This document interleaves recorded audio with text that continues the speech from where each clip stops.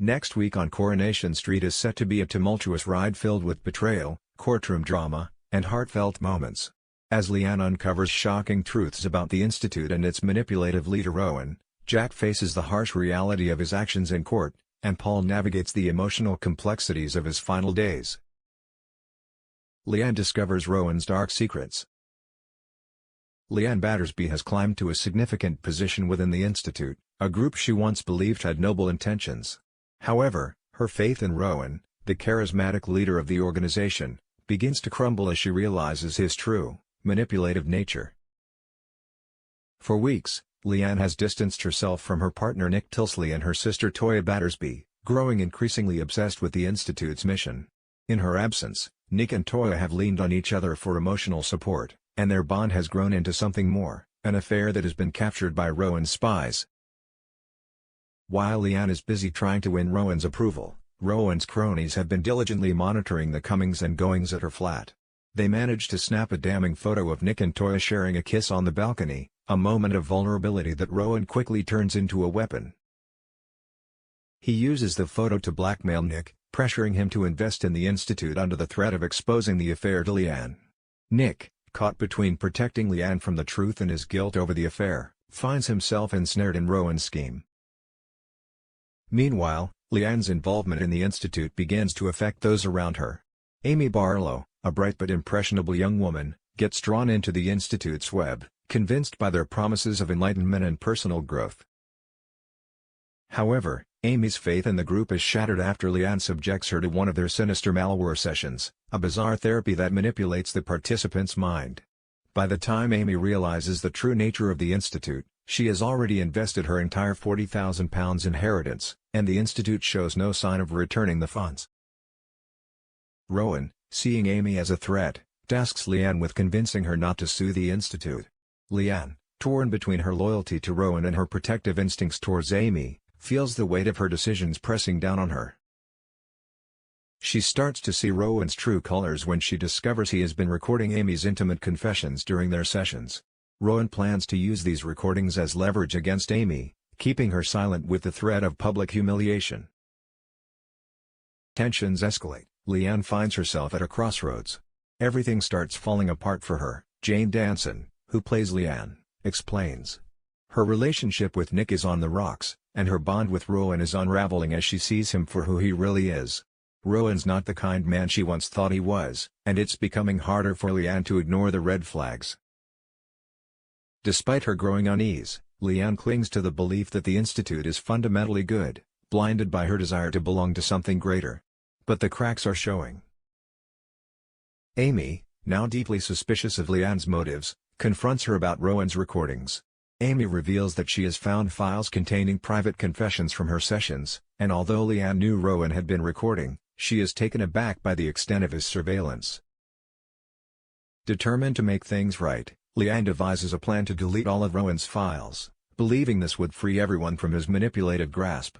However, as she navigates through Rowan's laptop, Leanne stumbles upon a folder named Nick and Toya. Her heart pounds as she hovers over the folder, knowing that what lies inside could irrevocably change her relationships. Jane Danson continues, Leanne is one click away from discovering the truth about Nick and Toya, but she's also racing against time. Rowan is just moments away from catching her, and Leanne has to decide quickly whether to open the folder or not. For a moment, Leanne hesitates, torn between her loyalty to her family and her burning curiosity. Just as she is about to click, she hears Rowan approaching. The tension is palpable. One wrong move could unravel everything. But Leanne is determined. She opens the folder and sees the photos of Nick and Toya, confirming her worst fears. The betrayal cuts deep, and Leanne feels a mix of anger, sorrow, and disbelief. She realizes that Rowan's hold on her has been deeper than she imagined, manipulating her not just through the Institute, but also through her personal life.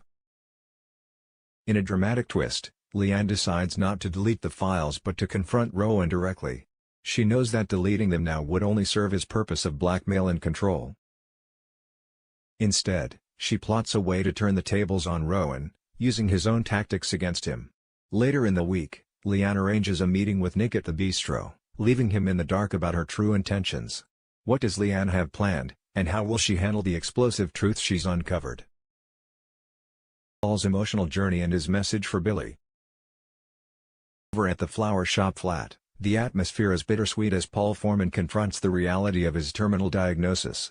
Living with motor neuron disease, MND, Paul is painfully aware that his time is running out.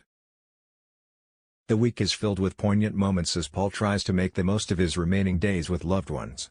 Gemma Winter arrives with her son Joseph and the 4-year-old quads, Alid, Bryn, Karis, and Shleo, all proudly dressed in their uniforms for their first day of school. It's a moment of pride and heartbreak, as Paul realizes these milestones will continue without him. Bernie Winter, Paul's mother, joins them at the flat, and Billy Mayhew, Paul's partner, captures the day's events in photos, trying to immortalize these fleeting moments. Paul, despite his deteriorating condition, remains upbeat, determined to leave behind something meaningful for Billy.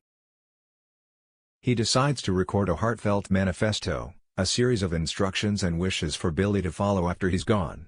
However, technology proves to be a cruel adversary. After pouring his heart into his eye gaze machine, the device's battery dies, leaving Paul frustrated and deflated.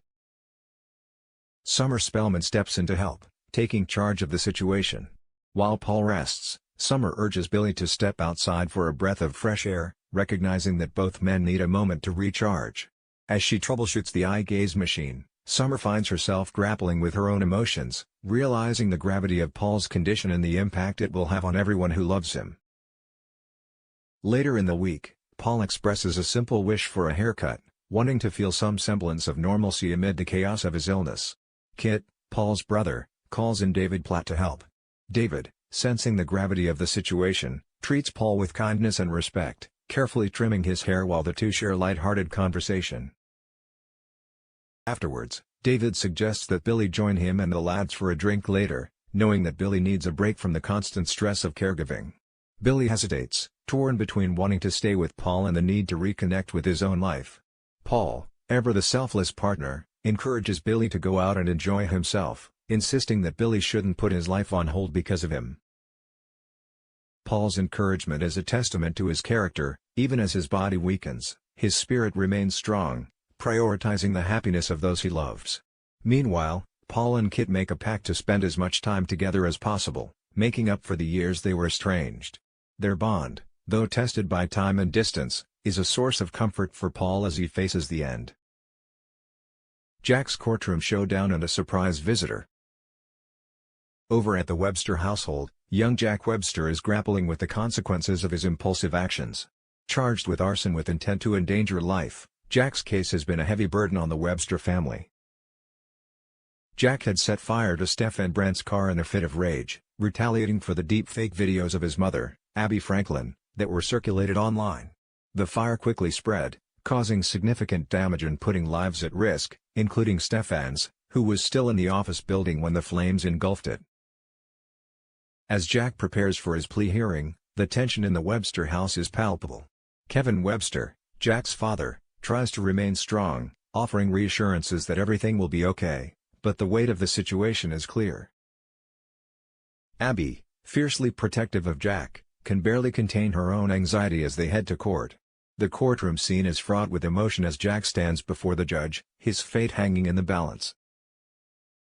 Following the hearing, Abby's attention is caught by a heated argument between Stephen and a woman named Coral outside the courtroom.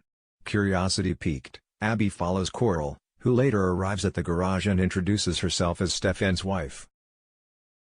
The revelation leaves Abby stunned. She is now face to face with the mother of the man who caused so much pain in her life.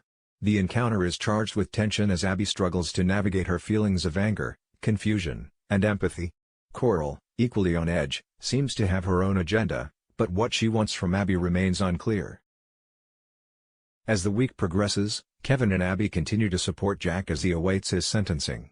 The possibility of Jack going to prison looms large, and the family braces themselves for the outcome.